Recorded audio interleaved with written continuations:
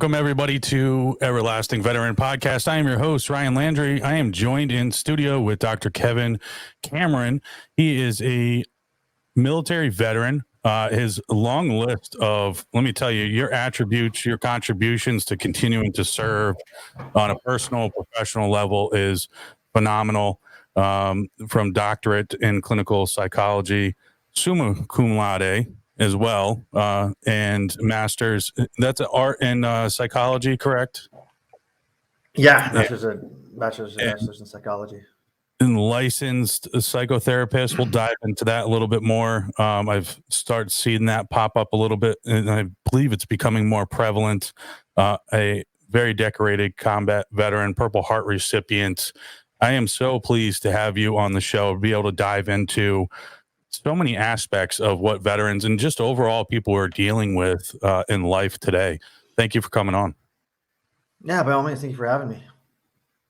So before we get into the full service dog and all the background and training, I mean, you were, that was your thing in the military, you know, being a handler, having a dog with you, you know, your working dog team consisted of 52 explosive fines, 132 narcotics fines, and the certifications post. So that is the police officer standard training. Yeah. I ended up becoming a post-certification official for California. So I certify law enforcement dogs, explosives, narcotics, tracking, arson, stuff like that. Excellent.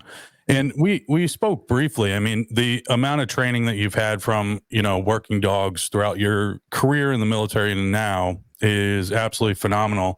And how you've carried that standard of training over into helping people outside of the military now. When did that kind of passion start of becoming a handler and working with dogs? Oh, man. So I had a very screwed up military career. I started off in the Army as a combat engineer. And then when all the craziness of the war started kicking off, I got voluntold basically to go become military police. And after doing that for about 2 years, I turned around and got voluntold once again to go do canine, and didn't know what the hell it was. I mean, I like dogs. Who doesn't like dogs? But I fell in love with it. I really did. I felt like going back to combat arms. You individually deploy to support every other unit. So wherever, you know, like the traditional military, we deploy as a battalion or a company or brigade or whatever. Dog handlers just deploy by themselves, them and their dog, and they go out to a battle space and do their thing out there with God and everybody. And I fell in love with it. My dog saved my life half a dozen times that I know of. And then when I came back, I started doing dogs and somehow wandered up into the mental health world and treating vets that way. Yeah, it's phenomenal. And, you know, I talk with a lot of people, and those uncomfortable conversations of, you know, how's your mental health, you know, your overall well-being, you know, a lot of people, you know, kind of dumb it down into how's it going, you know, and then if they get like kind of a abrasive or short answer, they kind of leave the topic alone, when really sometimes people, they want you to pry. Sometimes they don't, but they want you to pry, I believe, or just be consistent in having conversations to see how somebody's doing. What have your experience as far as, you know, speaking with people to be able to get them to open up, to actually heal in a sense, what's going on? So it's kind of funny, man. There's a huge misconception of what mental health actually is. I mean, everyone thinks that PTSD is this nasty, nasty condition or disease that everyone gets, and it's just not the case. People don't understand that PTSD is just a term used to describe someone who has gone through a significant emotional event that's changed the perception of safety. That's it. That's it. You're not broken. You're not dying. It's simply that, right? It's kind of like going to basic training. You're now a soldier. Well, you almost died. So now you pretty much have post-traumatic stress. But to actually heal people, man, that's a more difficult and easier concept than most realize. Right. The veterans and the military are independent cultures. And because we're independent cultures, we have specific traits to us that mental health just doesn't get. I mean, we're vets. We understand, hey, look, you ask me a question, we give you a short, direct answer, right? Because it's what we are. And then if you don't like what I'm telling you or I'm not misunderstanding, I'm going to seek clarification. Hey, no, I hear you say you're fine, but what does that actually mean? Right. How's the family? How's the kids? How's the job, right? Well, culture is such an important thing for healing because in mental health, everything is a mental health diagnosis unless it's cultural related, right? And we would think that the VA understands that, but they don't. The VA actually doesn't treat veterans. The VA actually only treats those eligible for VA healthcare, and only about 20% of those who are eligible actually receive their treatment. And as kooky as it sounds, right? Everything is driven by research. So we have new firearms in the military because they did the studies and tests to see which firearms would be the best, right? Mm-hmm. In mental health, it's the same way, right? If it does not happen in research, it doesn't exist, no matter how common sense it is, right? A civilian is not a veteran. A civilian is not a Marine, but someone has to do the research for it to matter. We've been around. The country's been around for what, nearly 2.5 centuries, and I was the first one to do the research to validate us as an independent culture about in 2022. And that becomes important only because when it comes to healing, we have to separate our cultural norms from what's actually traumatic, right? So we are taught to hurry up and wait. We're taught that when we have a mission to go get it done, right? Well, if you look at this through a mental health lens, now you're sitting on your butt, someone tells you something to do, now you're quote unquote manic because you're up and about trying to get things done, and then there's going to be like, oh, you must be bipolar, right? It's not the case. Right. You're situationally aware because you were taught to be aware of your environment, your surroundings, right? Attention to detail. Well, now they're going to say you have trauma because you're hypervigilant. When the really screwed up part is the PTSD assessments and the trauma assessments that they give everyone. You can be diagnosed with PTSD just by going to basic training and never seeing anything traumatic. It's stupid. All because no one can separate the things that are culturally normative for us, normal as a vet, from what's actually traumatic. And to heal our brothers and sisters, we have to really provide education on the fact that they're not broken. They're actually normal for the life that they lived. And that we have to figure out what's actually bothering them. And we can address that. We're used to taking orders. Someone in charge says, you're broken. You have these issues. We're going to nod our head, say Roger, and move out and try to adjust it. Yeah, it's kind of like the take Motrin, drink water, and keep moving. Yeah, yeah. And I do believe, like I just want to put out a point. Like, you talk about the culture, and I've had the pleasure of having David Marquette on, and we talked about his book, Turn the Ship Around. And I had the current base commander for the submarine naval base here in Groton, Connecticut, in studio while we had Mr. David Marquette remote. And it becomes prevalent in so many different aspects in life, not just with work, but it also affects communities as well, the culture and climate of the communities, whether it's a veteran community which you serve in. And people have to have an understanding of what actually the culture is and what the climate actually is, and how to effectively make changes, be able to change one or the other, or both at the same time, to be able to make the community itself better as a whole. Oh my God, yeah. The concept of culture and the impact on the community cannot be overly stated, man. I mean, if you look at VA, right? The VA and the American Psychological Association are the governing bodies that talk to Congress, right? They set the standards for mental health care. The Right. problem is none of those agencies, the VA or the APA, actually identify veterans or what a veteran is. Um, and when they actually get off their butt and start doing that, man, you're going to see that a lot of these vets who are thinking they need mental health treatment because they're struggling in the outside world are going to realize they don't need mental health treatment. They need a block of education how to continue that transition into being a veteran. Right. And it's going to free up most of our VA resources, at least for mental health. The clinic I run out here in California, a good 80 to 90% of the vets I see are have a misdiagnosis relating to PTSD. Either they are not diagnosed with PTSD when they actually have it, or they're identified as having PTSD or another mental health condition when they don't. They're normal. They just need a block of instruction to learn how to adapt. Right. And the really screwed up part is traditional therapy takes between 18 and 21 weeks, 18, 24 weeks, something like that for traditional cognitive behavioral therapy. I'm getting veterans in and out of my door in 3 to 4 weeks, Wow. done, at least done with their primary problems. And the mental health world doesn't even have assessments that can assess us. They don't. They specifically say they don't.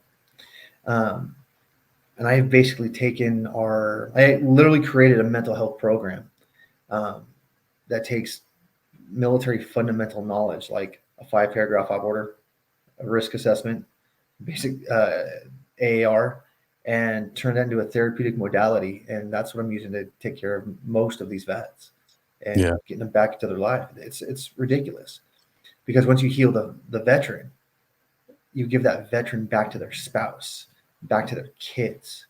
You no longer have a vet that doesn't want to go outside because he's overwhelmed.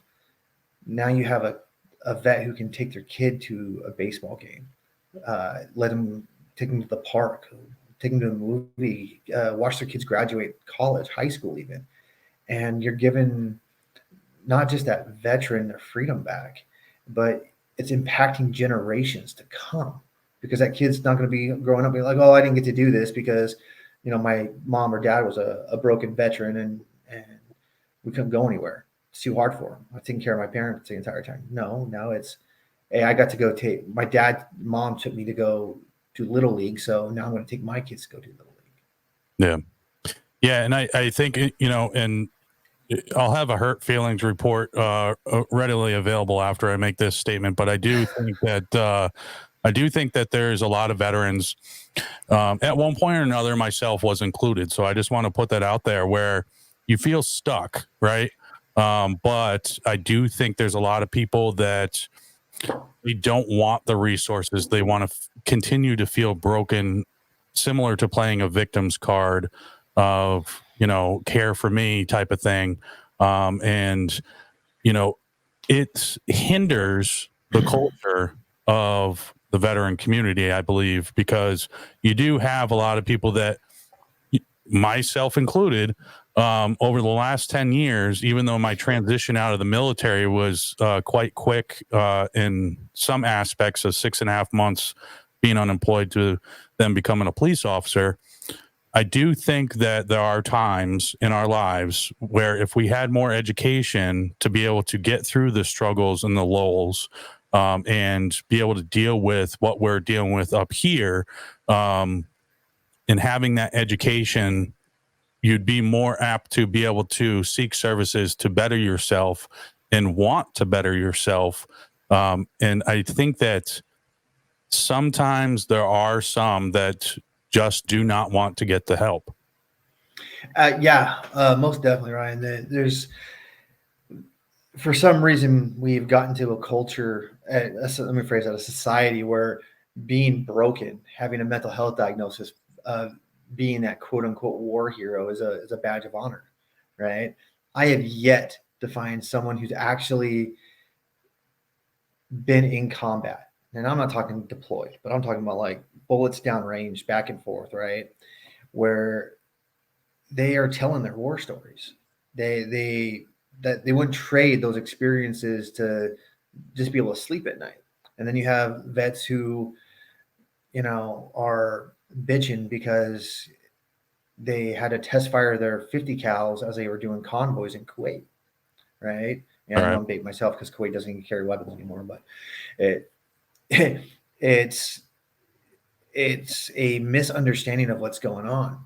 And to add insult to injury, as we're transitioning, right, that because of the lack of understanding of what it is to be a veteran, when we go through that TAPS process or that transition process, we're literally being told you're no longer a service member.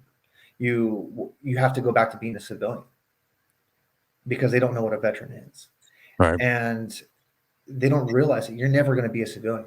Once you complete basic training, you are not a civilian and you'll never be a civilian again. You go from being a service member to being a veteran. And it's like you can't unlearn to ride a bike, right? You may become shittier at riding a bike when you get older, or you may become a cyclist, but you can't unlearn to ride a bike. You cannot unlearn your military culture. And some of these guys are getting that mindset that they were, because they were told by some civilian or some senior NCO as they were transitioning that you're now no longer a military member. None of your military stuff applies. So go try to make it work. That they just turn their brain off.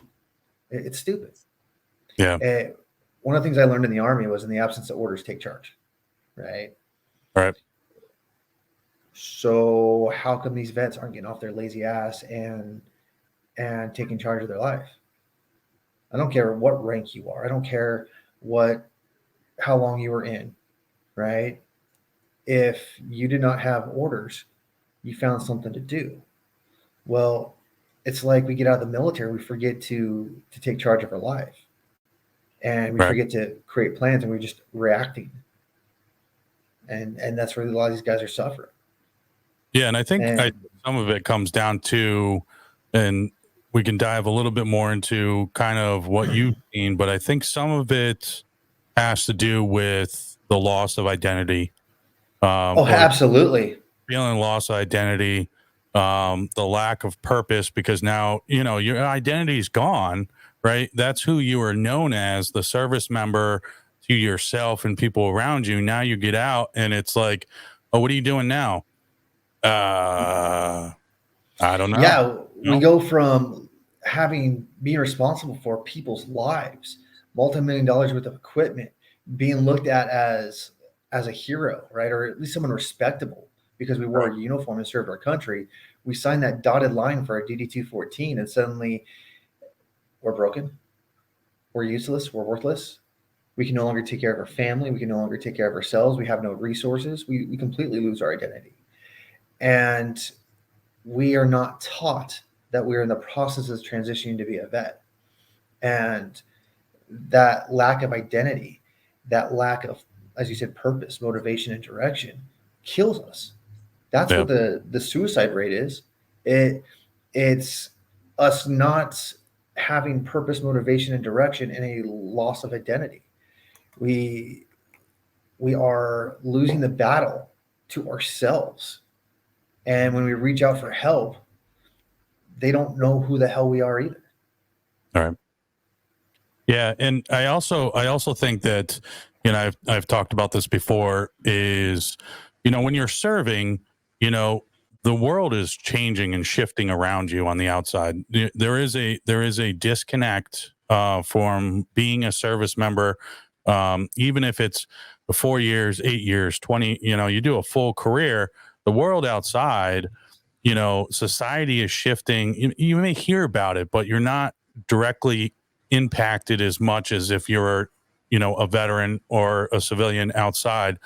And I think the societal shift of, the victim's card of trying to get benefits for something. I see it a lot of times in Connecticut of, I can't work, they push to have these doctors that are so easy to say, oh, you should take it easy. And they take it a step farther and just say, I'm not employable because it's the easy way out, and I can collect money, and it damages, the reputation of people that actually need services, and I feel like a lot of times what happens, and I've seen it, not frequently, but I've seen it before, where there's veterans that the only way they can either get benefits they need and deserve sometimes and is to play that same card that, civilians that have never served before and rather take the easy way out and get money from the government, and I think that has a playing factor into the psychological aspect of how to, reinvent, like Javon Qualls talks about it, reinvent yourself. But I say it as like reintroduce yourself into the civilian world as the person that you are now after service, because you're a forever changed person. I think it does have some impact on how you deal with and manage getting the services that you need. So I wouldn't go that route with it. So I would agree with kind of a lot of what you're saying, but not entirely. We as a culture, we're taught that there is no I in team. You take care of the people to your left and your right. You do your job so they don't get hurt, they don't die, right? There's a point in your military career where you start putting on stripes, taking on responsibility, that you learn that you have to take care of yourself in order to take care of your troops, right? You have to make sure you're squared away before you open your mouth and try to correct someone else. Right. Well, these guys, we get out and it's like, okay, well, there's always people worse off than me, so I'm not going to get treatment, right? Because they need the resources more than I do. Fair, I get what they're going for, but once again, you have to take care of yourself before you take care of others.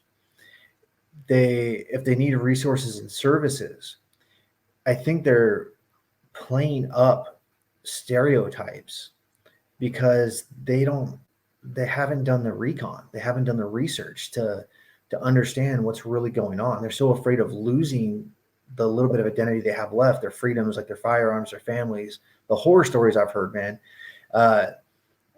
I heard, hell, my own brother was told that because he has post-traumatic stress, they wanted to take his kids away from him, right?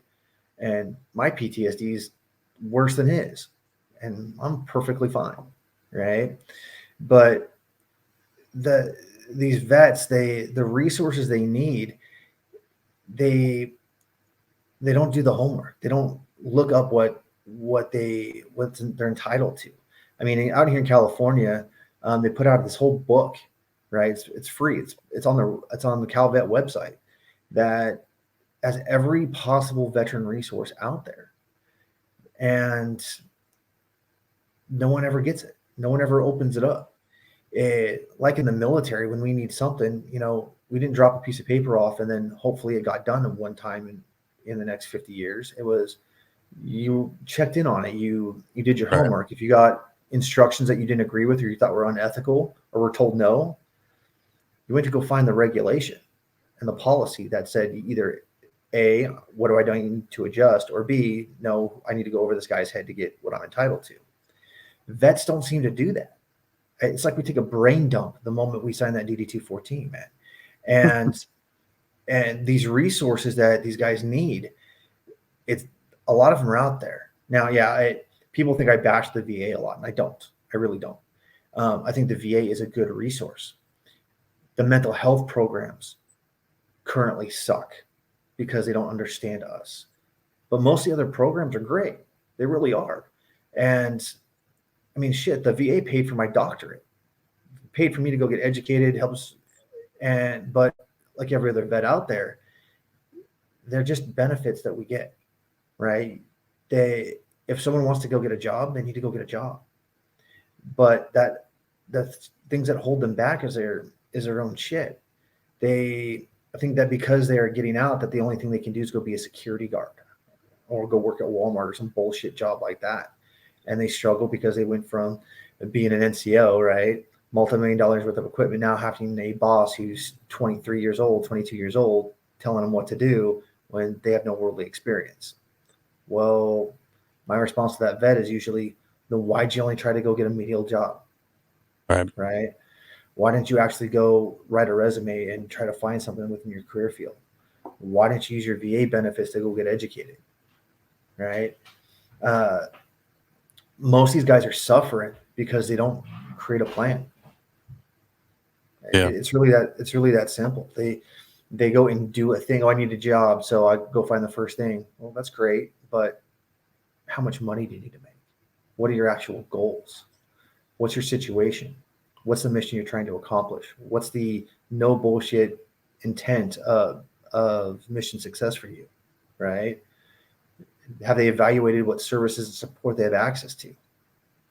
Right. The only thing left is command and signal, and that's who do you need to talk to, right? If you're married, you might want to talk to your spouse. Yeah. Right. But there is no reason whatsoever why a vet, whether it be a cop, a fireman, military veteran, it doesn't matter, can't go get a 6-figure job or near 6-figure job and be happy. It's just a matter of planning. Yeah.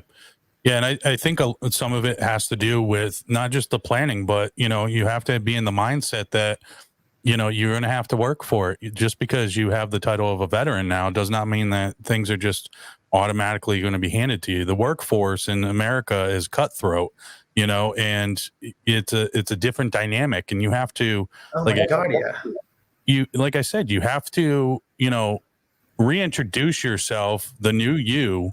All right. Boots on ground, yeah, maybe you take a little bit of time to steady your legs, but if you want something, just like, you want to go to the promotion board, you want to, move up in rank, you want to go to, specialty classes in the military.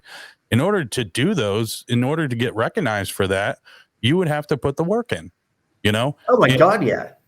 I think like you said, you take that mental dump, and you forget the amount of work that you put in to get where you were in the military. And when you come out, you think that it's just going to be easier because I've already done it.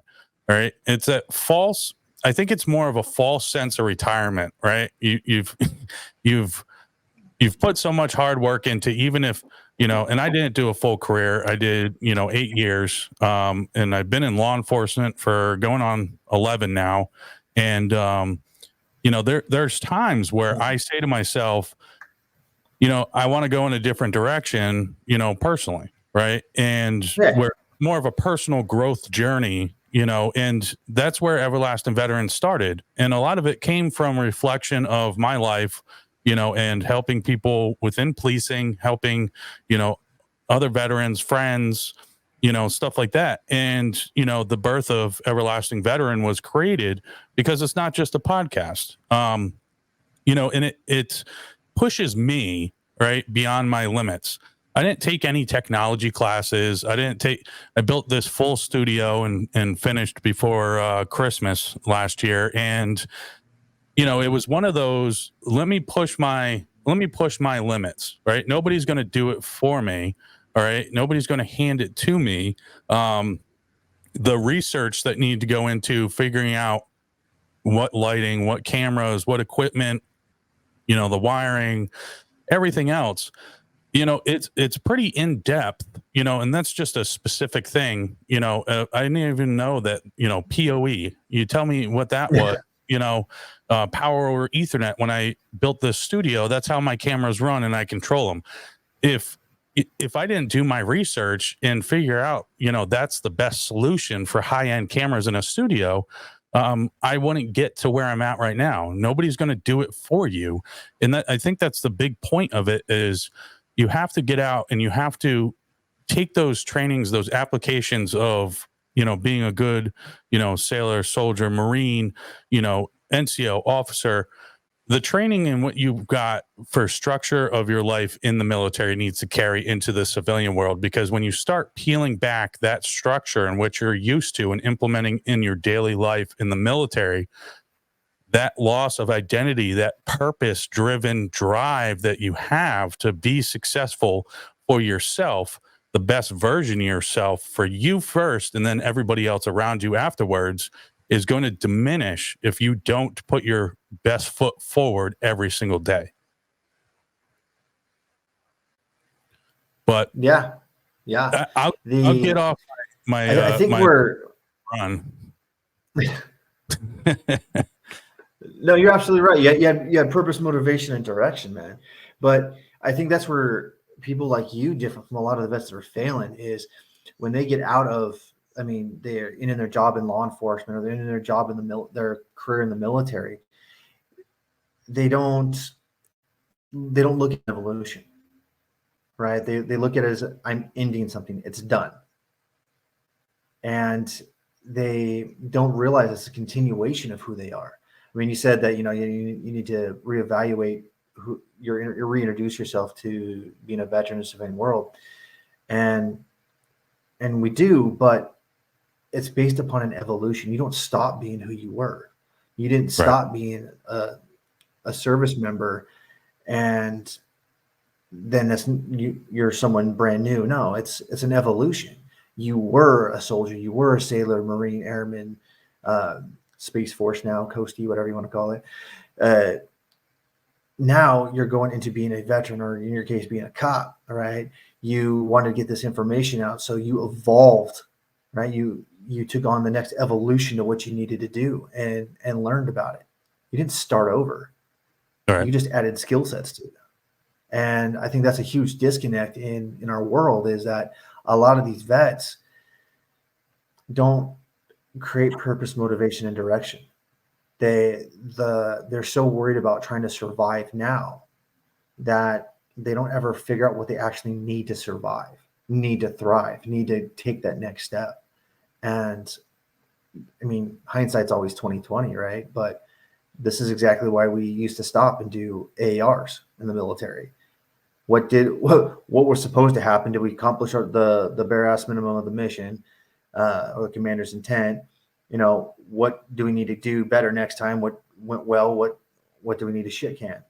And we don't do that in the veteran world, and we need to start. That way we can continue to evolve and square ourselves away, not cry about everything. Yeah. In like the AARs, they were very simplistic of a overall review, and you'd get like the past 24, future 24, of what your direction, and purpose and your mission is, moving forward.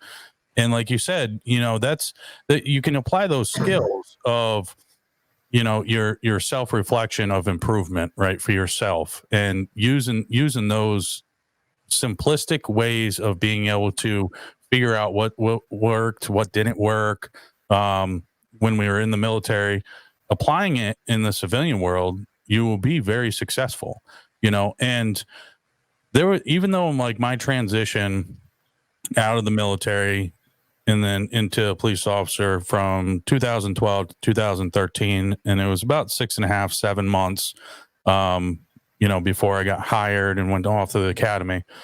But a lot of people don't realize, like, I was in Germany and I was talking with the recruiter for the police department at the time, who was a Coast Guard veteran, John Lay, good friend. And I would communicate with him via email, once in a while a phone call, but mostly email, for a year prior to coming back stateside, right? And I originally had orders to go to Fort Campbell, Kentucky, 101st Airborne. And, those orders explained of airborne school, air assault school, and then I knew they were up on rotation for a deployment. So I'm like, I got a year and a half left on my contract, and I'm like, I'm not re-enlisting right now. I'll do it when I get back stateside. And my wife, at the time, she said, hey, come back stateside. We'll figure it out when you get here. Well, the Army was starting to do that involuntary separation. We're downsizing the military. And, they're like, you have to re-enlist for a minimum of 3 years, or you run the risk of us changing your ETS date. Anybody that doesn't know that's listening, that's your time, end of service, by 365 days up to, right? So it came down to a year and 3 months to the day. And then I get called into the first sergeant's office, and he goes, "Hey, they changed your ETS date. Like, your orders are gone. Like, you're ETSing in 3 months, right?" Oh, it sucks, man. So for me, like, I went, well, holy crap. Well, let me get on the phone, and put some minutes on my phone and call the recruiter at the police department and say, "Hey, I'm actually getting out earlier than expected. When's the next written exam that I can take?" And a lot of it, there was a lot of eggs in that basket, but at the same time, my wife now, we weren't going to move the boys around when they were younger and stuff. And for me, it was like, okay, time to transition, do something new, start, settle down. And, I told myself when I went into the military, if I found somebody I want to settle down with, I didn't want to move them around. That was my personal choice. But that transition out of the military for me, there was a point in time, even up years after being a police officer, that my identity, it was one of those grab the first job, grab a good job, and run with it. My identity kind of in my mind diminished, over the years of, I'm not in the service anymore. Right. And I didn't completely get out. I went National Guard. So I was still doing my drilling and stuff, which is a completely topic for a different day, of almost the shell shock of the culture of between regular Army and National Guard. But, I said to myself, this isn't in my cards anymore. Some people say your heart's not in anymore, right? My motivation to stay within that field and still keep one foot in the military just wasn't there anymore. So I made the choice in 2017, completely get out. And then after that, that's kind of when really the transition, and I talk about it a lot, is you have to get out of the mindset of transitioning out of the military as a singular transition. You're going to have multiple transitions when you get out. And having that mindset now, I wish I had it back then. It's helped me along the way of there's multiple different transitions through my life that I'm going to deal with, completely disconnected from a military contract. And the VA is included in that, and, a self health journey, mentally, physically, everything else. And, I've talked about in many episodes, the sleep, deprivation, and, sleep is a big part of it, big key component in your overall health as well. And those are small things that you don't realize, you almost take for granted because you're so secure in, you're getting that paycheck from the military. You know what your purpose is, you know what your identity is, you know where you need to be because they told you to be there at this time, and then when you get out, there's a lot of other stuff that happens throughout your life between paychecks and being able to take control of your own life, that you need to take charge. You need to be all of that. You need to be the one passing the orders down to yourself of saying, hey, I need to be here this time because this is going to be an improvement for me in my life and my family. And I think it's very important that taking self-responsibility when you get out, before you get out, and having a plan and having an objective, strategically planning it out, is going to set you more up for success.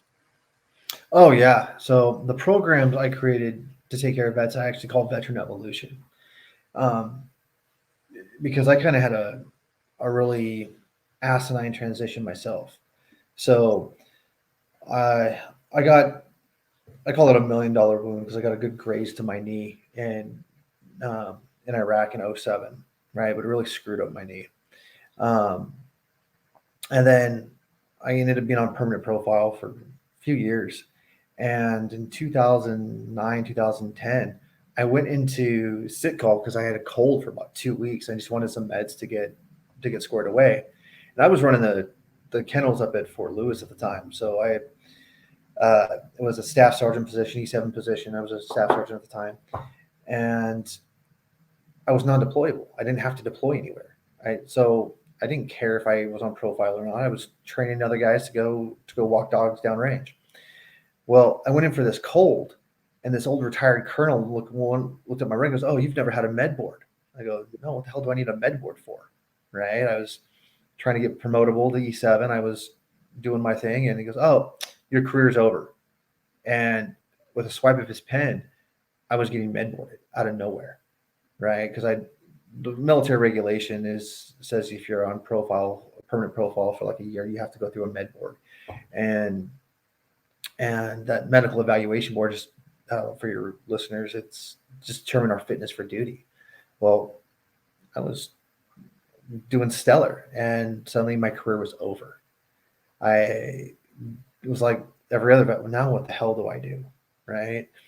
I got very lucky in a lot of regards because I was supposed to be sent to this trial program they were doing at the time to get these vets out in 90 days, right? Get these guys transitioned out in 90 days. Well, that didn't happen. It was like almost a year that I was in limbo, sitting on my ass, a year and a half almost, and trying to find a job. Well, I got one of those dreams come true. I was slotted to take over TSA's K9 program for all of the West Coast. And, it was a good, nice 6-figure job, the type of job every one of us want. As we're getting out, everything's going to be set up. Well, I got out. I waited another about 4 to 6 months for that job to start. And the day the job started is the day it lost funding.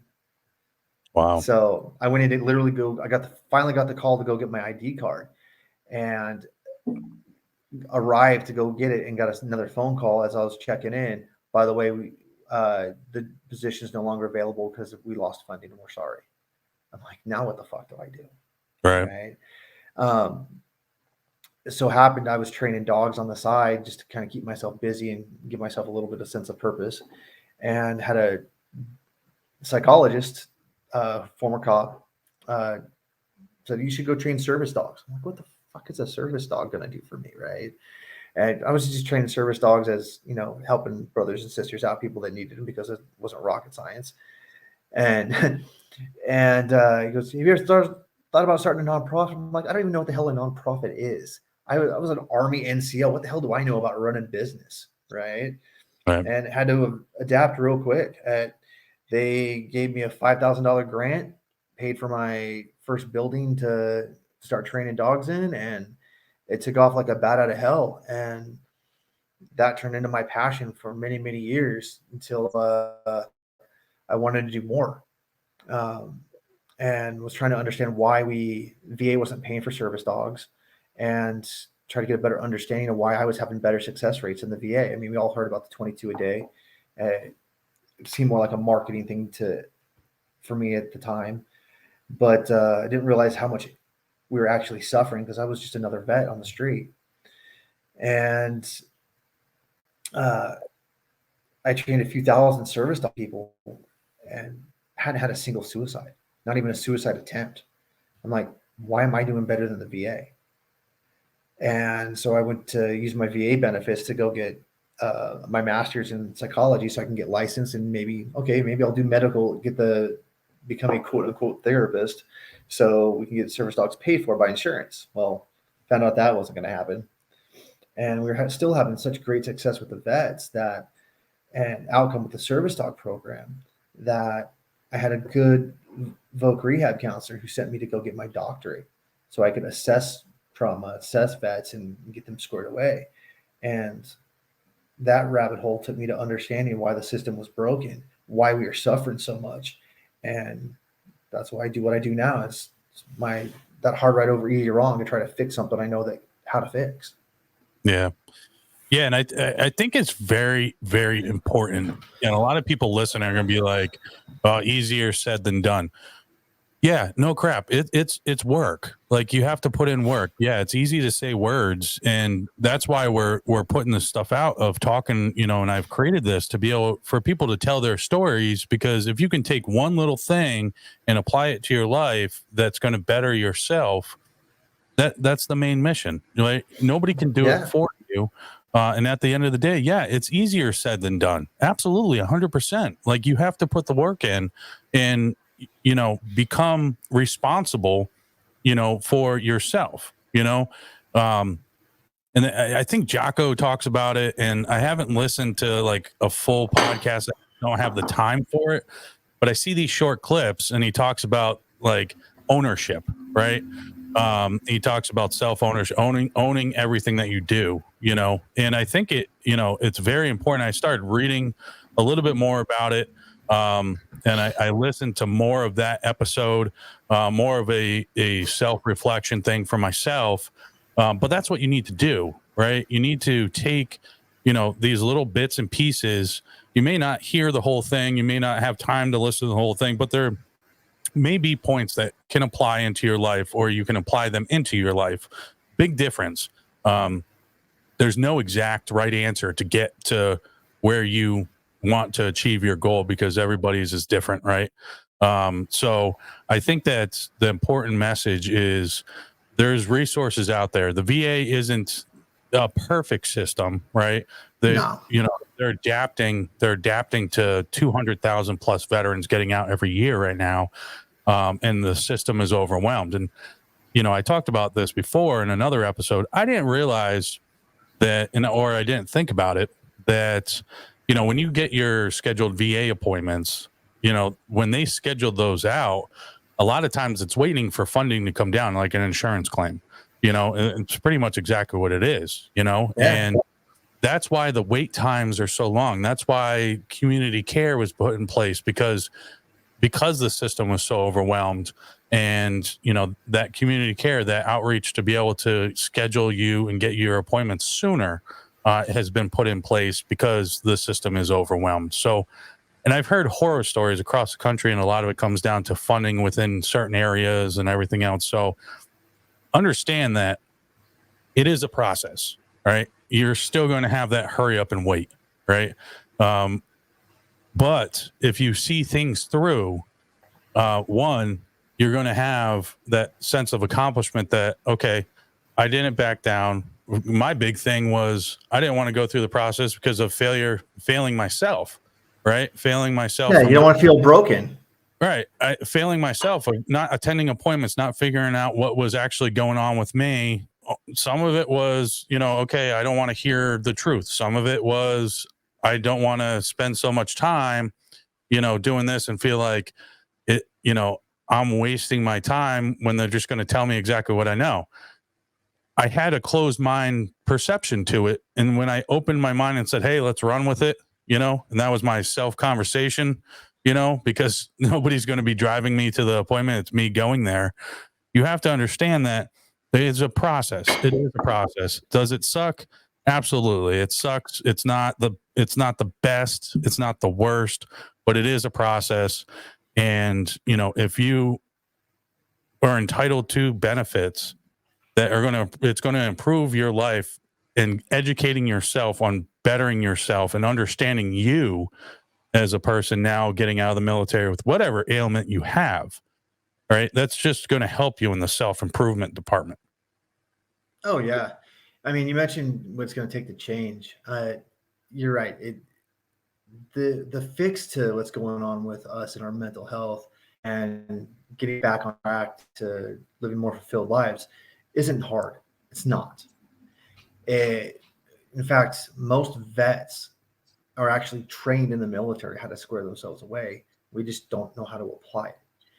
And what it's going to really take is we're going to have to stop donating our money to these nonprofits who they mean well, they really do, but they're spending thousands and thousands of dollars to send one veteran and their family on a vacation, right? When we could take $100, right, and put it toward research get that research published, and change the lives of millions of vets. And that's what's going to take it. What it's going to take to change. And it's things like making sure our therapists are culturally competent, making sure that we stop looking at ourselves like we're broken, like you're talking about, and and the spreading the word is going to have to start in people's wallets. Stop. I mean, don't get me wrong. Programs like Wounded Warrior Program and all those guys, they do have a good mission. They have a good intent. I don't always agree with everything they do, but nothing's ever perfect, right? Right. But we need to start putting our funds where it's veterans, where it's actually going to have the most impact for our brothers, our sisters, and even ourselves, right? And that's what's really going to change the face of what we do. Yeah. Yeah. I mean, it to kind of dumb it down, I look at it this way, like, all right, you're making the donation to research and development to better, millions, right? Or you're buying a cool t-shirt that's popular, right? It's one sexier than the other, and one has a different feel good to it, and I think that's what it comes down to is like, are you donating money to a cause that is going to have a direct impact, or are you, buying a t-shirt or making a donation where it has an indirect, that company or nonprofit is donating X money to be able to do, something on a more low level, feel good for the moment, not have a good recourse afterwards to help more people, and I think that's kind of the point you're making is as a community, right? As a community, veteran community, and many other people can relate as well, not just veterans. Like veterans, I feel like, or anybody that has any type of ailments, and I say ailments because disorders and labels and stuff like that's somebody going and saying, okay, we need to come up with a name for it, all right? And how you perceive that, all right, is going to kind of affect your psychological aspect of what you have, a disorder. Like what's a disorder, but I say ailments because I just, I look at our injury. You could say injury, it's a different mindset, right? It's a different mindset, perspective of I may not be, 110% like I was before, but you're working towards that. You're bettering yourself, and eventually you will get there, and having that, having the mindset that I'm never going to be the same. No, you're not. You're never going to be the same, but you could be better, right? Based on what you've gone through, right? You can be better. Whereas before you couldn't help people, now you can, and you can put out even more of what you've learned through your life. Oh, most definitely. Ultimately, the way I look at it, man, and the reason why I'm advocating so much for change in vets and for our healthcare and mental health stuff is because we've been fighting 22 a day for how many decades now, right? We're losing. The definition of insanity is doing the same shit and expecting a different result. And what we've been doing before hasn't worked. Right? Yeah. We should not be struggling like we are. We go fight the nation's battles. We defend our country. We do impossible shit, but we can't survive in the civilian world. Come on. We gotta make some change. Yeah. Yeah. And to your point of research and to the 22 a day, I mean, a lot of people don't realize, that's based on statistics that was done and research done long before many veterans from Afghan and Iraq wars were transitioning out. That is, I think, 12 years now? 12 So years? those numbers, so I actually know where those numbers come from. So those numbers come from the first 2 years of the war, first 2 years of Iraq, 1 year of Afghanistan. They come from only the states that track veteran suicide rate and only about 23 states track veteran suicide rate.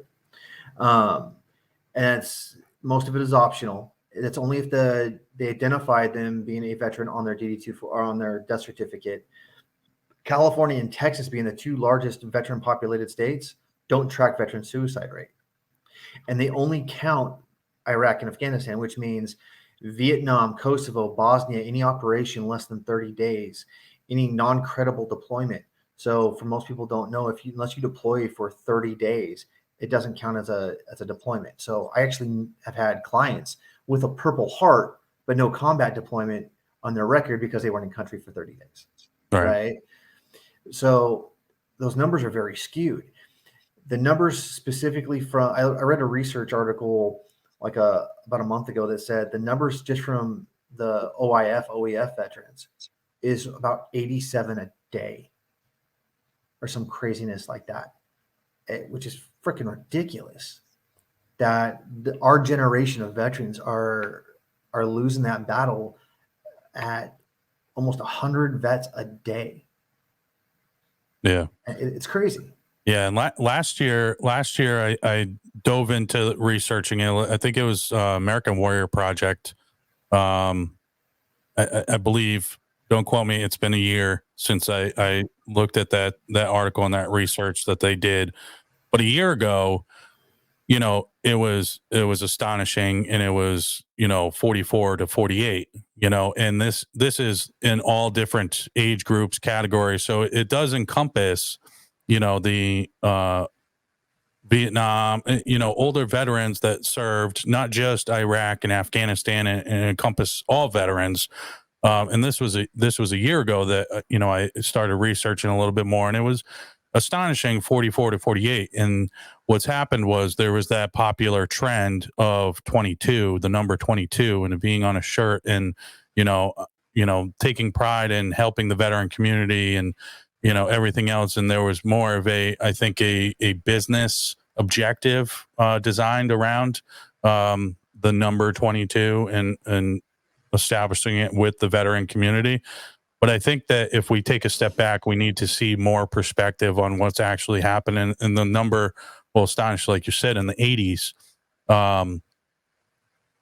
There's a crisis going on in our community of veterans. And, and I say this wholeheartedly, you can't have community without unity, and you can't even spell the word, right?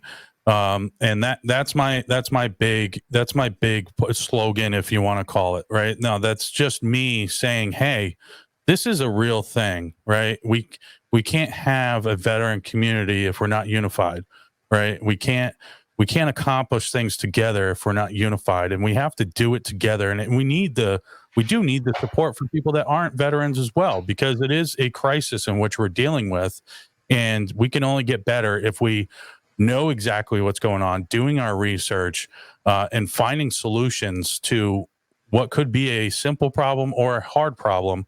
But the only way we're going to be able to do that is to have a unified front to accomplish the mission together, and stop this back and forth of, I'm competing with you in the same space type of thing. It's like, all right, dude, just go do your own thing, because this group over here is trying to accomplish this, and this group. No, we have to come together. You have to have an open listening concept, open mind, to be able to hear each other. And that's the main reason why I have the logo that I do with the headphones. It was fitting that it's, a podcast, but at the same time, we have to slow down and listen to each other. And I've said this over and over and over again, and I'm going to continue to say it until it hits home to more people, of slow down and listen to each other, understand what each other are going through, to be able to progressively move forward together as a community with unity. Yeah, Kevin, what you're saying, it drives me insane. We have to actually listen. We have to set the ego aside. It kills me. There's a lot of popular vets, I should say, right? A lot of celebrity vets these days, right? That they come across as being driven by ego, because they're trying to now put out these veteran wellness retreats and these veteran wellness things, but they don't even know what the hell they're talking about. And they refuse to actually talk to to people who do know what they're talking about. They refuse to look up research. They're jumping on these trends and making people pay for these activities to market their celebrity status, but they're not listening to anybody. They're not actually taking into account what our needs are. They're not actually doing anything for the benefit of the community, just their pocketbook. And you're absolutely right. We got to set these egos aside and actually listen and reach out and do something to address this catastrophe. Yeah, and I said it. I don't believe maybe the last episode, the episode before. You know, it's almost in a sense of we're competing.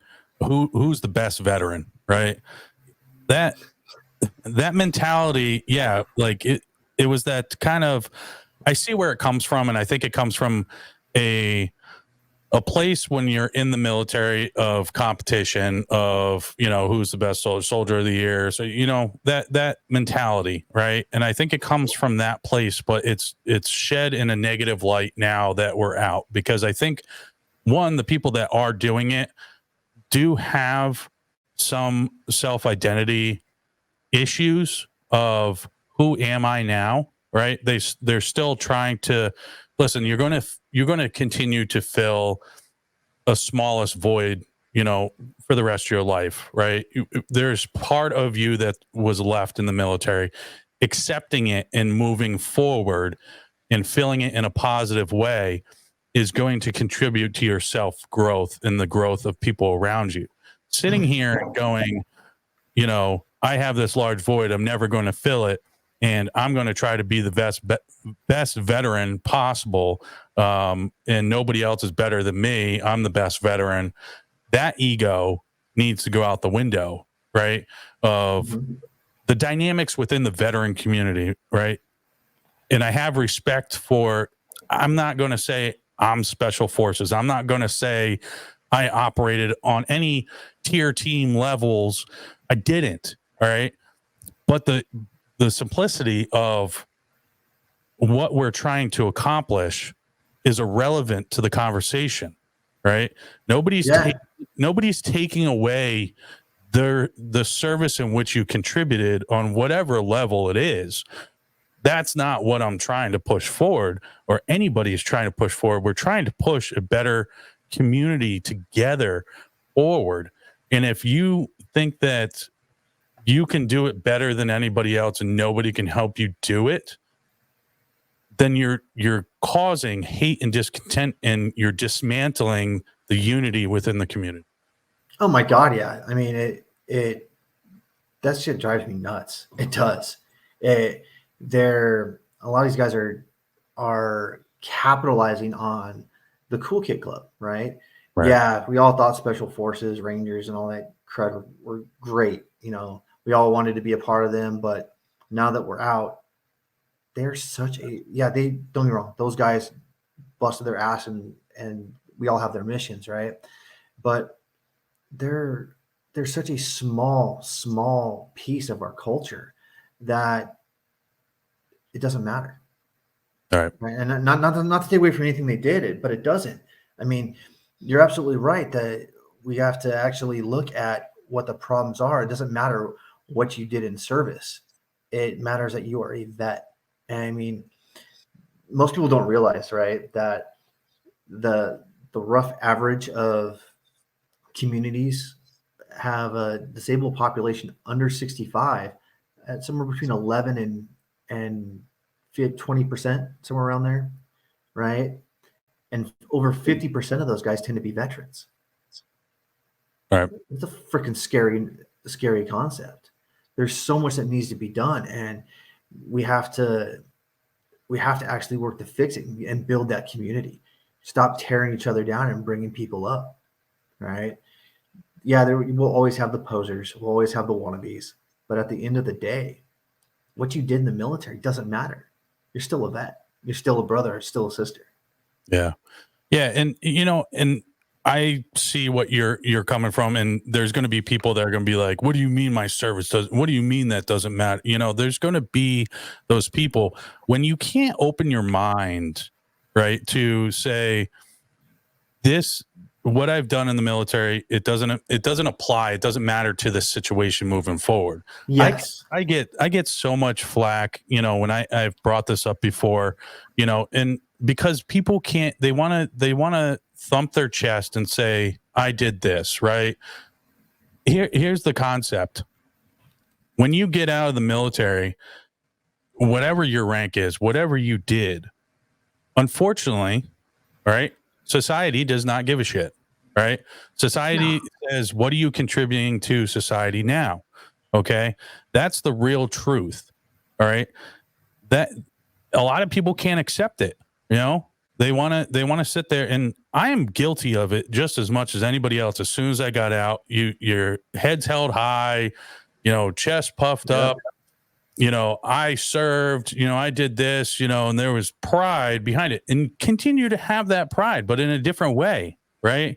You have to be able to take that positive energy when you first got out and even to now apply it in a different way, right? Your contributions to the country does not go unnoticed.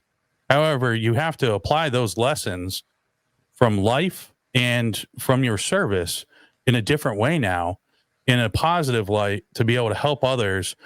We talked about, your brothers and sisters to your left and your right. That same concept applies when you get out, right? And if you think that, you want to veteran better than anybody else, try to civilian better than everybody else, and nobody can reach that status that you're reaching. All right. You're going to be left alone by the wayside and still continue to fill a bigger void now, because people are going to take that and go, wow, egotistical maniac trying to, veteran better than anybody else because nobody else can do it better than you. All right, bro. All right. Maybe you're the detriment, in the downfall to the veteran community, right? That's the God's honest truth, right? We all can have and contribute in some way, right? Oh my God, yeah.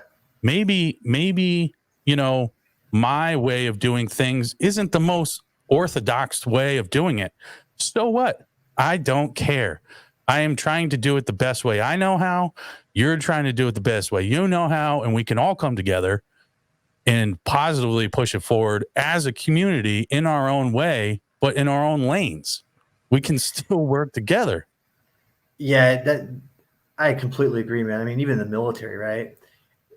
One person didn't win the war. No one was fucking Rambo. I mean, if the pack clerks didn't take care of business, right? Our mind wasn't on the mission, and we didn't get paid. Our families weren't taken care of, right? If the fuelers weren't doing their job, right, we wouldn't have gas to go out.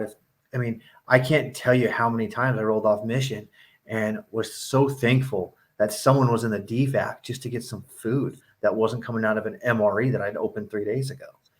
Right. Being in a vet's no different. We all have our own different roles that we can fulfill, and we can all work together to improve the quality of our culture and our lives. But we just got to do our part. Yeah. And I try to get perspective from all different angles. And so I still keep in contact with a guy named Matty Jones, is Australian Army, and, lives in Australia, Australian veteran, but we served together in Afghanistan, and we created a strong bond on deployment. And I spoke to him last week, the week before, and, we do our bi-monthly kind of check-ins, see how each other are doing, how the kids are doing, that kind of stuff, and he's been tracking, Everlasting Veteran, what I've been doing. And a lot of people don't realize the dynamics within Australia and the Australian veteran community. What I'm doing on this podcast absolutely is not happening right now, nor does anybody, it's, tight lips, right? The culture in which is in their veteran community is significantly different than ours right now. We're taking a progressive approach to it, right? And, he said to me that there are guys that, they want to be able to better themselves, but as a accepted way of doing things isn't accepted how we're doing it right now, right? In society. And people have to understand that there are those dynamics. How good we have things right now. Don't take it for granted, because within other veteran communities that we've served with, Australian, Canadian, right? UK is the same way, yeah. Yeah, UK is the same way. I had Dr. Lynette Nussbacher on here, and we spoke about that. She served in different capacities for different countries. Trying to get perspective across the board on all different fronts. The point is, you can do that within our own community, right? If I'm trying to get it from different countries, right, to see what is working for them, what's not working for them, to see if we can apply it in our community, we need to do the same thing with each other. We need to get that perspective from our brothers and sisters to our left and our right. Without that perspective, we're not going to be able to understand each other 100%. You're absolutely right. Absolutely right. When I was a dog handler, we used to call it fill in the proverbial toolbox, skills and things that we need to get other people's views and opinions, because we needed to see the world from the outside looking in. Yeah. Not just our view. Yeah, and it's hard to do when you close your mind off, right? When you close your mind off, and I'm guilty of it at times, right? And I was guilty of it. And it's one of those things. It's a I believe it is more of a self-armored type of thing, to because you don't want to get hurt more than you are, and think that you can do it all by yourself. Nobody else can do it for you. But at the same time, you can get help and get the perspective from other people to be able to apply those necessary and useful tactics and training and information and knowledge that somebody else can provide to you is invaluable. And to anybody that has a nonprofit or for-profit, and I speak about this a lot, you can do nonprofit work and be a for-profit that directly impacts a community, right? A nonprofit or for-profit is a tax filing business model for a organization, and that's how they run their business, right? Plain and simple. You can have a direct impact into a community and not be set up as a 501c3, right? And that's what I've done with Everlasting Veteran, because I didn't have a team behind the scenes on the daily operations. I do have a team that's not an official capacity, wear the t-shirt Everlasting Veteran type of thing, if that makes sense. Yeah. You can have a team around you, and not have board members to be able to effectively make the same changes, right? Just because it's not and looking for the tax breaks and all. It is what it is, right? I wanted to make a direct impact, and I am planning on starting up the Everlasting Veteran Foundation, to be able to push that nonprofit work over there, have more influence from different people, perspective, and everything else. But it is a difficult task starting up a 501c3, and a lot of people don't understand the amount of work that goes into maintaining and running it legitimately, without it failing. Now I'll challenge you there. That I found out that starting a nonprofit is easy. It's the maintaining it legally is the hard part, right? Yeah. There's so many programs out there. Like I can send you information to get a nonprofit set up where you're at. They do everything for you, which is nice. But it's maintaining it legally after that. That's the hard part, and sticking to your mission. Yeah. That's the hard part. I say in an aspect more of, having committed people with the same, mindset and drive to be able to, start up, a nonprofit. Not in the sense more of getting it off the ground, but more of people presently actively helping push the mission forward. That's the difficult part, because You know what I mean? That's the side of it that, is difficult, is, having consistency, right, across all fronts. Yeah. That's the biggest challenge that a lot of nonprofits face, is the consistency. Everybody wants to join it for whatever reason, and I'm going to quote Jocko again of the intent, because this is one thing that stuck with me. He briefly talked about intent has a smell, right? And if your intent is poor, whether you're taking the title poorly, right, just to have a title, your intent is poor and it has a smell and it stinks, right? That's, I think, what happens sometimes, not all the time. I think it happens sometimes when people take on roles, they do it with poor intent, and they don't have the mindset to say, I'm going to take this because I want to do good. They just do it to take a title, and those people you have to weed out, and that's the truth of it. There are great people in this world. I don't think if you're in the mindset of everybody's against me and everybody's out to get you, you may have to take some self-reflection. But at the same time, you do have to be wary of people that want to take positions just to have titles. Yeah. That's always a hard one. And then the more successful the nonprofit is, the more greedy people come in and they take you away from your mission, and it sucks. It sucks. Yeah. And I deal with it on a small level, the dog program that I started back in July. I've taken, not even a word, taken, just making up words on the show now. Oh, good. That's all good. It's your show. You can do what you want. Yeah. I'm going to create a definition and it would become a word. So with the dog program that, my brother-in-law and I started, and anybody that hasn't listened to any shows, he's a Marine Corps veteran and has been a dog breeder for 15 years now.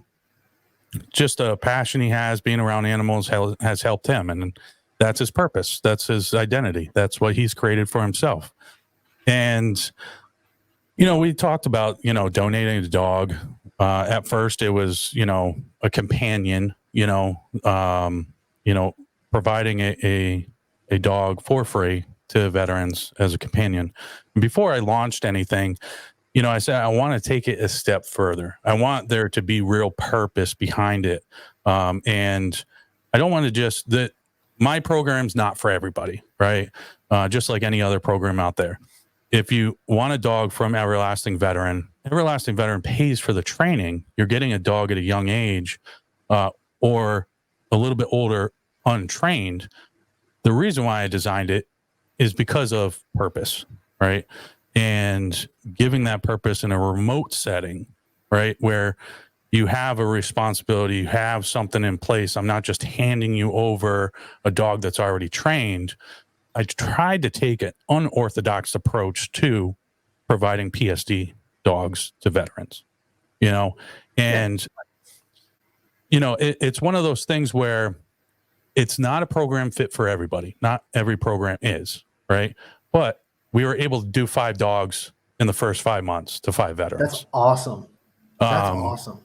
And that is because of Rock and Frenchies and because of Meadow Ridge, Wimes and Danes up here in Connecticut. We're at Vets Rock last year. We did a 2-dog donation. The last 4 dogs were to local veterans. The first one was down in North Carolina at a veteran event down there. And it's taken off, where I think that, the feedback I'm getting is like, this is awesome. Am I going to have bumps on roads? Absolutely. But I'll figure them out as I go. Is it going to be always perfect for every single person? Absolutely not. But I also wanted to create a program where, it's not always the same breed, right? Because I wanted to keep in mind that everybody has different needs, right? Whether they can't have a Great Dane because of living space, right? Or their physical abilities of walking a Great Dane untrained, right? Mind you, untrained, because these dogs are coming untrained and I'm paying for the training and they're doing it remotely in their house. I have to keep that in mind, right? And that's why this program isn't fit for everybody, but I try to pair dog canine with new owner the best I can, and I'm very involved with it, of conversations and everything else. And I think there's room always for improvement. But at the same time, people have to, if they want to have a direct impact in anything that they do, you have to get help from everywhere, all the help you can get, because you can't do it by yourself. If I was the one that constantly was looking for dogs, which I don't have time for, it would fail. So I rely on, breeders right now. And we spoke about this before. I'm not opposed to rescue dogs. Like you said, a lot of them are great dogs, but at the same time, you being a handler for so many years, you understand also, just like in policing, when they get, some dogs fail out of programs. They're just not meant to be a service animal, so it is a hard balance to keep, when putting out dogs as a service animal to be able to help other people. Absolutely right. So before we kind of wrap things up, I just kind of want to get your insight, being a handler, and the importance of a dog certified as a PSD. And a lot of people don't know it's labeled as psychiatric service dog. Actually, it's not. Change it now. So here's the thing, right? The service dog laws were actually written based upon the DSM-4, an old, outdated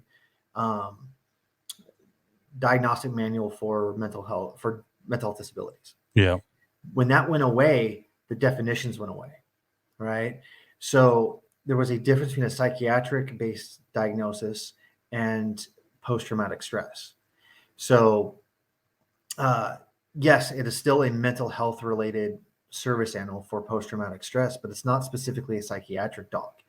Right. And so that's a very common misnomer in the service dog industry. But yeah, that's that. Yeah. And I talked to somebody about it before, because I feel like it creates, it not creates, but it almost hammers home like a stigma, right? It does.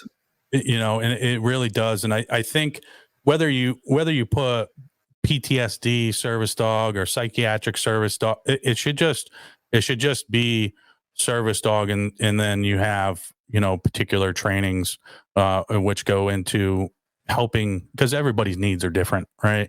And especially when you dive into service dogs that are for diabetic or seizures or stuff like that, and they have also PTSD, anxiety, or whatever on top of it.